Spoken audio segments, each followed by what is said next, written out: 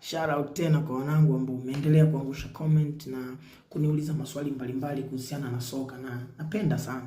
Na nimekutana na swali na nadhani leo asubuhi kwenye comment mtu akiniuliza kuhusu kuna aina ngapi za mabeki wa kati. Aina ngapi za mabeki wa kati katika mpira wa miguu? Kuna aina mbalimbali za mabeki wa kati, hasa tukizungumzia kwa sasa mabeki wakati wanacheza kwa majukumu na mtindo wa timu, lakini pia na set play nzima ya mwalimu. Anatakaje timu icheze au fomu ipi na follow up ipi ambayo timu inaweza ikacheza kwa uhalisia, kupata matokeo kwa karibu zaidi na kwa urahisi. Na kwa soka la kisasa kuna aina kuu tatu za mabeki wakati ambao wanapendelewa sana. Wako wengi lakini aina kuu tatu, hawa ni aina kuu tatu za mabeki ambao wanapendelewa sana na soka la kisasa au soka la kileo katika michezo yao. Na mara nyingi katika wale mabeki wakubwa watatu wakati au wawili wakati katika timu, unakuta wawili au mmoja ana sifa tofauti na wenzie, au wote watatu wana sifa tofauti. Na hii ni kutokana na majukumu ya timu. Wa kwanza ni stopper.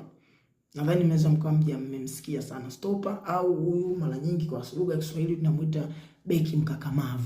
Yaani huyu kazi yake kubwa ni kufanya ile mchezo, kurahisisha mchezo, hasa kwa kufanya tight marking kwa washambuliaji, au mara kadhaa kazi yake kubwa zaidi ni kuwa mkomavu katika mipira yote ambayo inakuwa ni hatari, hasa kutoka kwa timu pinzani.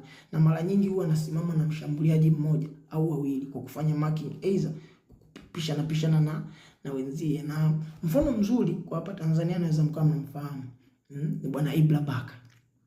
Ni mfano mzuri sana wa wachezaji wa namna hiyo, lakini kwa wenzetu kule mbele mnaweza mkawa mnamfahamu bwana Stones, unaona, lakini pia wakina Lisandro Martinez wa kule Manchester wana uwezo huo pia wa kucheza hivyo.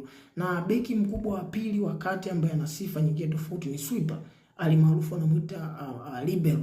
Huyu ni beki msawazishaji au beki msafishaji. Huyu ni beki ambaye kazi yake kubwa kwanza anacheza nyuma mabeki wakati wenzie, na hasa katika mstari wa backline. Yule backline yeye kazi yake kubwa ni kusimama nyuma, hapandi sana.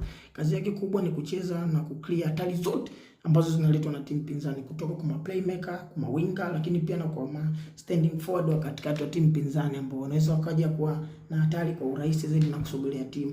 Na mara nyingi huyu tunategemea kwanza awe aggressive sana kwenye interception, tackling, aerial balls, awe mzuri sana kwenye kuwin vitu kama hivyo. Na mara nyingi kwenye soka la bongo hapo, na katika mpira wetu nadhani Bikoko wa TRA anaingia, Shamo Kalabuo namuona hapa anaingia, anaweza akacheza na anacheza hivyo. Na sifa ya mwisho na ya muhimu zaidi na walimu wanaipendelea sana, huyu ni ball